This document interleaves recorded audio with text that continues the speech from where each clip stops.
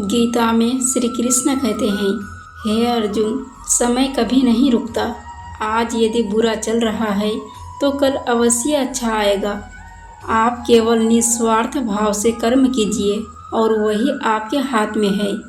जो लोग तुम्हारी बुराई करते हैं तो वो सदैव करते रहेंगे, चाहे तुम अच्छा करो या बुरा।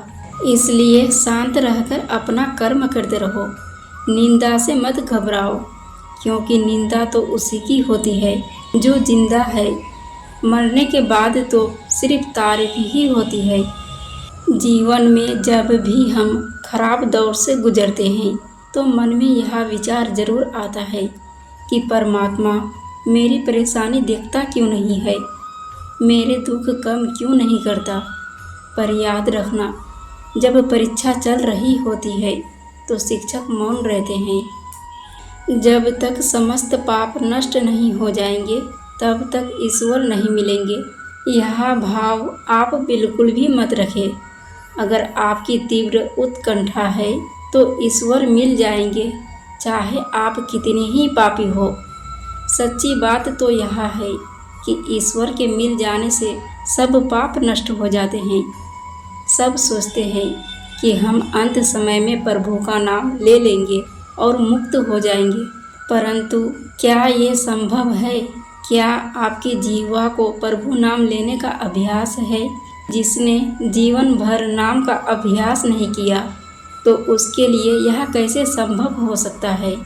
जैसे किसी चित्रकार ने पूरी जीवन चित्रकारी का अभ्यास किया, तो क्या आप उससे किसी भी खेल विशेष में पदक लाने की उम्मीद कर सकते हैं?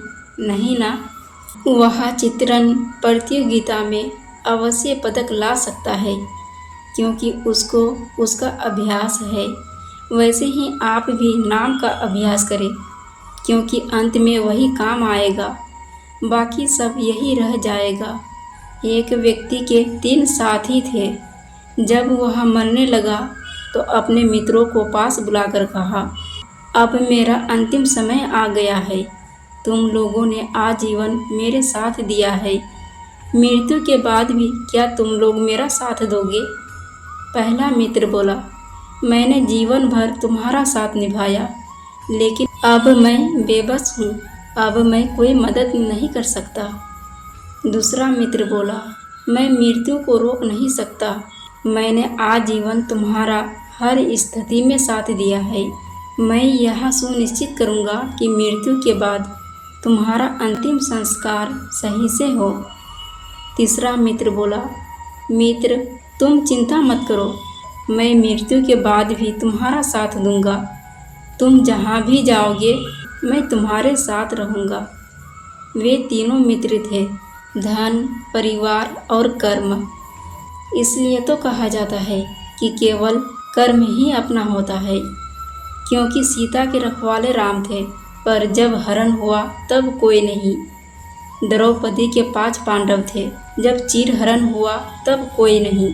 दशरथ के 4 दुलार थे, जब प्राण तजे तब कोई नहीं।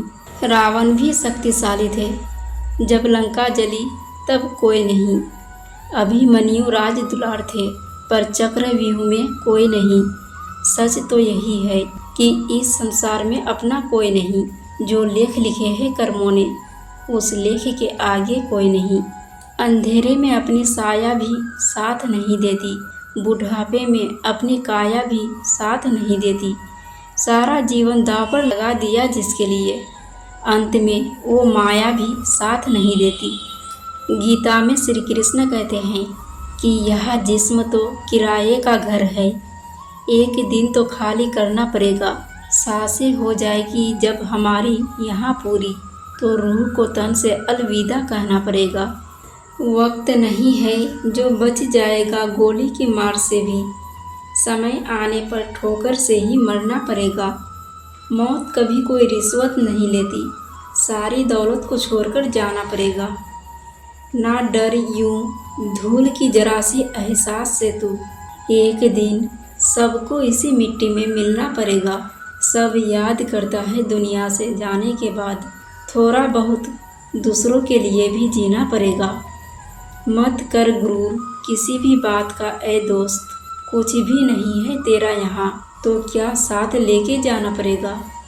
यहाँ इन हाथों से तू भले ही करोड़ों कमा ले, खाली हाथ आया था और खाली हाथ ही जाना पड़ेगा।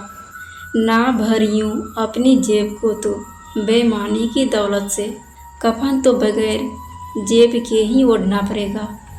ये ना सोच कि तेरे बगैर कुछ नहीं होगा यहाँ।